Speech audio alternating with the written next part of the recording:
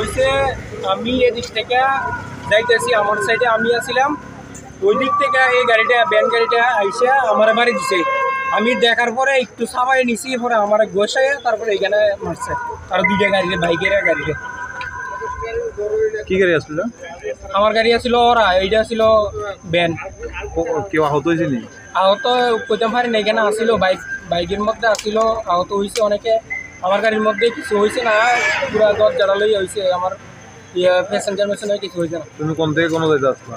তুমি কোন দিক থেকে? আমি আগরতলা থেকে সুনামুড়ার দিকে যাইতেছিলাম। আর এটা কোন দিক থেকে আসলো? ওইটা আইছিল সুনামুড়ার দিকে, আগরতলার দিকে। কোন জায়গায় ঘটনা? এই জায়গা হচ্ছে কি কয় কমলা সাগর গেটের একটু এদিকে। রাস্তার দিকে? জি, রাস্তার মাথা? হ্যাঁ হ্যাঁ, এদিকে রাস্তার মাথা। শুনলাম গাড়ি কোনো একটা গাড়ি ভাঙচুর করছে, এটা কে ভাঙচুর করছে? ভাঙচুর আমরা বলতে পারি না। তোমার গাড়ি ভাঙচুর করছে না অন্য গাড়ি ভাঙচুর করছে? বলতে পারি না আমরা কার গাড়ি ভাঙচুর করছে। আমার গাড়ি তো লাগা দিচ্ছে, পরে আমি গাড়ি সাইড করছি, সাইড করে আইসি, পরে ফায়ার সার্ভিস আইসে, পুলিশ আইসে, তারপরে ইনকোয়ারি করতে।